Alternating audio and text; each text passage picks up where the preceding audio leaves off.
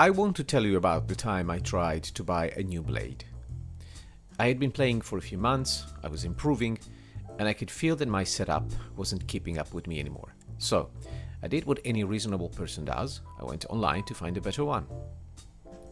3 hours later, I was more confused than when I started. Dozens of manufacturers, hundreds of models, carbon or no carbon, 5 plies or 7, inner carbon, outer carbon, stiff or flexible, fast or control, and everyone online had a completely different opinion. Every recommendation came with a caveat. Every thread ended in an argument. The more I read, the less I understood. So I did what a lot of players do when the paralysis sets in. I gave up trying to understand it. I asked someone I trusted at the club, bought whatever they suggested, and tried not to think about it. The blade arrived, it was fine, but I had absolutely no idea why it was fine, whether it was right for me or what I would even be looking for next time. I felt completely disempowered by the whole process, and that bothered me. Because here's the thing, table tennis equipment isn't actually that complicated.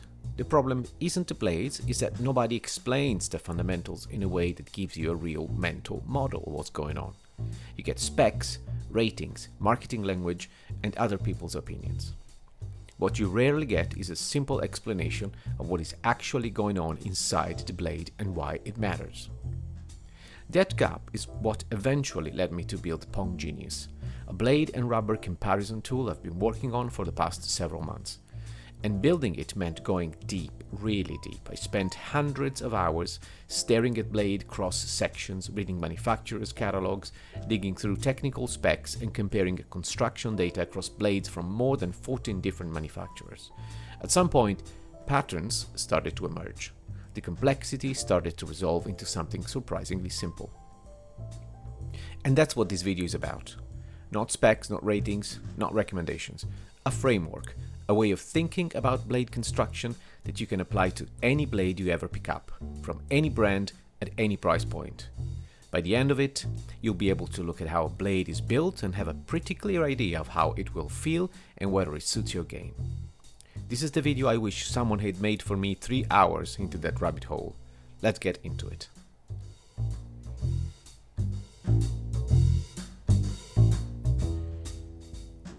Let's start with the basics, because even the basics are more interesting than most people realize. The blade is the wooden board at the heart of your racket. Everything else, the rubber, the sponge, sits on top of it. But the blade is what shapes the fundamental character of your game. Speed, control, how the ball feels on contact, how forgiving it is when you miss hit. All of that starts with the blade. Most players spend a lot of time choosing rubbers and almost no time thinking about the blade underneath. That's understandable. Rubbers are what touches the ball after all. But the blade is the foundation. Get the wrong and no rubber is going to fix it. Now, under official rules, a blade has to be at least 85% natural wood. Most blades are built from 5, 7 or more thin layers of wood glued together. These layers are called plies. And here's what gets really interesting. Each layer has a specific job. The outer plies are what you feel first when the ball makes contact. The middle plies transmit that impact deeper into the blade, and the core, right at the center, either soaks up energy or bounces it back, depending on how it's built. Think of it like a layered sandwich. The ingredients you choose and the order you put them determines everything about how it tastes. Same idea here. Now, before we go any further, I want to introduce two concepts because these two ideas are going to do most of the heavy lifting for the rest of this video. The first is hardness. Harder woods, koto, walnut, hinoki, feel crisp and direct on contact. The ball pings off the surface quickly. Softer woods, limba, ayus, kiri, feel more cushioned. The ball stays on the blade a fraction longer before leaving. That contact time has a name, dwell time, and it's one of the most important and most overlooked concepts in blade selection. More dwell time means more time to feel and influence the shot. Less dwell time means a faster, more direct response. The second is elasticity. This is how well a wood stores and returns energy on impact. A highly elastic blade acts like a spring. It bends slightly under the ball and snaps back, sending it away with more pace. A less elastic blade absorbs more of that energy instead of returning it, which gives you more control but less speed. Here's what's important. These two properties matter far more than any specific wood name.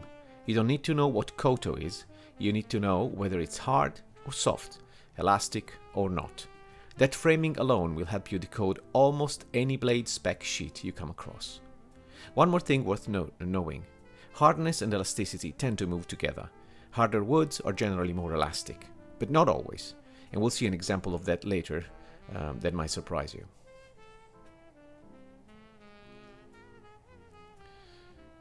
Alright, here's the part that surprised me the most when I started going deep on blade construction. I expected to find chaos.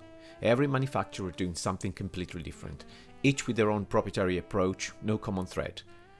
What I actually found was almost the opposite.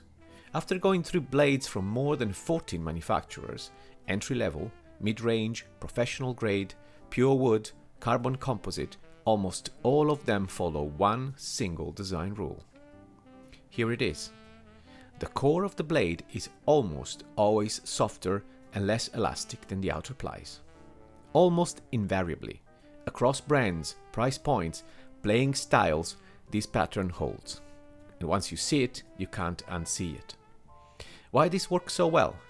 Two reasons. First, stability. A stiffer outer surface spreads the impact of the ball across a wider area, which makes the blade more consistent, especially on off-center hits. You get a larger sweet spot. Second, dwell time.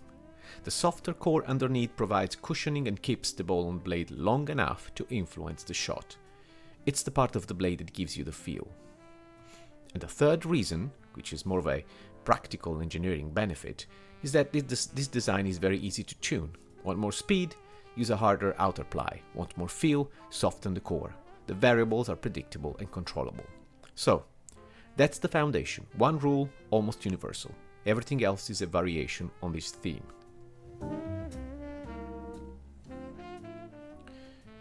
From that one fundamental design, blade constructions have multiplied. Different wood types, different layer thicknesses, different gluing processes. And when you're comparing poor wood blades, the main variable you're really dealing with is what I call the stack gradient. The stack gradient is simply this. How much does the hardness and elasticity change as you move from the core outwards to the surface? The steeper that gradient, the more dramatically the blade's character shifts from a soft, controlled feeling to a crisp and direct one. Think of it as a spectrum, and within that spectrum there are three broad zones worth understanding. The first is a smooth gradient. The core and outer plies are made from woods with fairly similar characteristics. There's no dramatic jump in hardness between layers.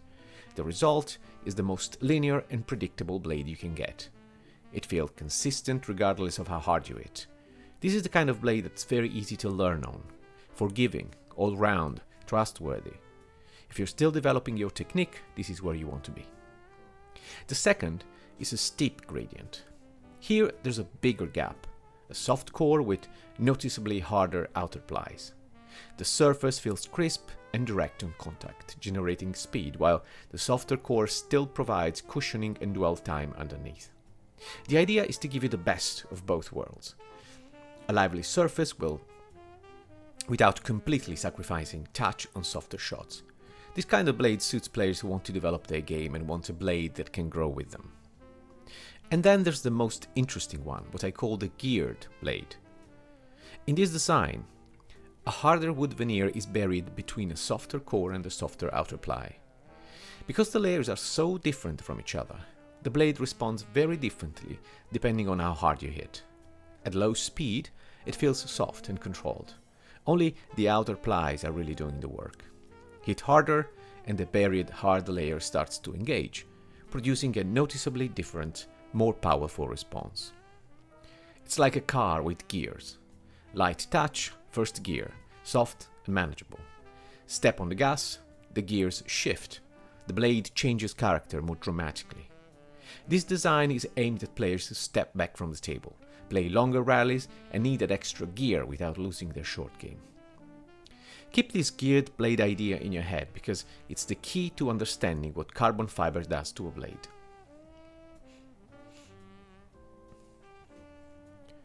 There's a ceiling to what you can do with wood alone. To get more speed and stiffness from a pure wood blade, you need harder, denser wood. But harder, denser wood means a heavier blade, and heavier blade is harder to maneuver. At some point, you're making trade-offs you don't want to make. Carbon fiber, and nowadays a variety of composite materials, solves this problem. A thin carbon layer adds enormous stiffness and elasticity at almost no weight cost. It's the reason carbon blades have dominated the market for the past 2 decades. But here's the thing. A carbon layer is not a carbon layer. Where it sits and the ply stack changes everything about how the blade behaves. And there are 2 main approaches in the modern construction world of blades. Outer carbon.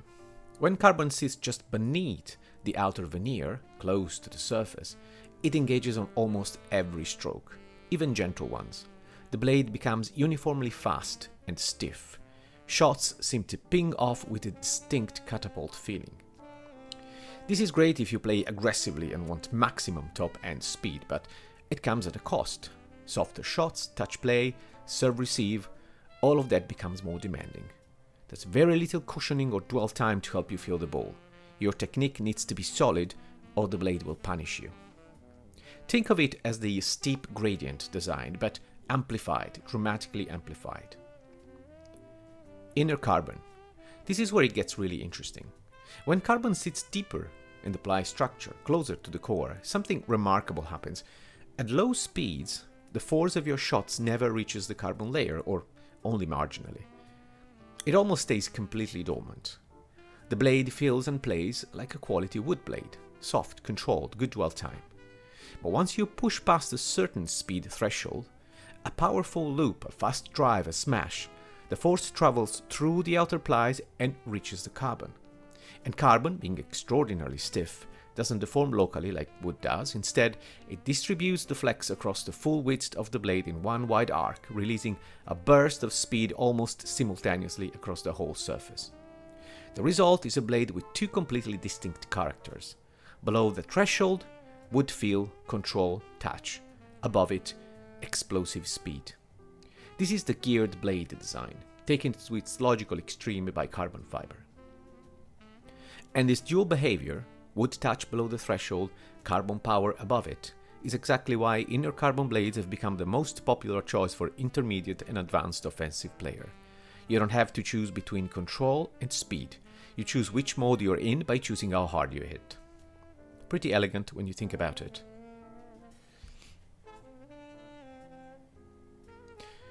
Alright, let's make this concrete, because all of this theory only clicks when you apply it to actual blades you might actually buy. Let's have a look at a few examples here. Butterfly Viscaria, one of the most popular blades of all time. It has a hard koto outer ply, a softer kiri core, and outer carbon sitting just beneath the surface. Hard outer, soft core, carbon close to the top. That's a steep gradient design with outer carbon amplifying every characteristic. The result? Crisp, direct, fast on almost every shot. Great for aggressive players who want a lively, responsive blade that fires back immediately. Less controllable on touch shots and soft play. The carbon is always on. Andro Centelliac VCO off. Different brand, very similar construction. Hard koto outer ply, softer ios core, outer carbon. Sounds familiar? It should. This is almost the same design philosophy as the Viscaria. And here's the point I really want to land. 2 blades from completely different brands, reviewed separately, marketed differently, often discussed as distinct options, are actually more similar than different. If you understand the construction, you know these before you ever hit with either of them. That's the power of having a framework such as this one. Butterfly Ovcharov Inner Force ALC. Now for an inner carbon example, softer limbo outer ply, softer ios throughout, and carbon placed deeper, wrapped around the core. This is the geared blade design with carbon doing the work. At low speeds, it feels forgiving and controlled. The carbon is dormant, so to speak. The soft Limba outer ply is doing all the work. Push past the threshold and the carbon engages with a noticeable step up in speed and power. It's a more balanced character than the Viscaria, less uniformly fast, more adaptable across different shot speeds. Worth noting, the core on this blade is quite thick relative to the outer layers, which means the carbon engages more readily than on some other inner carbon designs. It's not as extreme a dual character as some blades in this category. Butterfly Maze Magic. Last one, and this one's interesting because it has no carbon at all. It has a Limba outer ply, walnut as a middle layer, and a soft Ius core. Limba and Ius are soft, walnut is a hardwood, almost twice as hard as the Limba outer ply, though with similar elasticity. So, what have we got? A harder wood buried between two softer ones. Does that sound familiar? It should. This is a geared blade. The walnut mid-layer is the buried hard layer that engages more on harder shots, giving you a change in character as you hit with more force. It won't produce the same catapult effect as carbon, the response will be more gradual, more linear, but it follows exactly the same design logic. And once you know that, you can predict how it will feel before you've ever touched it. This is the kind of thinking that informs how manufacturers design blades, and it's exactly the kind of thinking that should inform you how to choose one. So, that's the framework. One fundamental design rule, two wood properties that matter more than any species name, a spectrum of stack gradients from smooth to steep to geared, and carbon fiber as an amplifier of that same logic, placed either close to the surface or deep in the stack. I want to be honest with you about something before I finish. Understanding all of this didn't make me a better player overnight, obviously. What it did do was stop me feeling lost every time I looked at a new blade. That feeling of actually understanding what you're looking at, of being able to make a decision based on something real rather than someone else's opinion, that's worth more to me than any specific recommendation. I hope it does the same for you. If you want to go deeper, there's a full written version of this framework on punkgenius.com, the tool I created, where you can create your own custom racket, filter and compare blades and rubbers on a single unified scale, and more. Link in the description. And if you found this useful, like, subscribe, all of that. It genuinely helps more people find the video. Next up, rubbers. Because once you understand the blade, the rubber question gets a lot more interesting. See you there.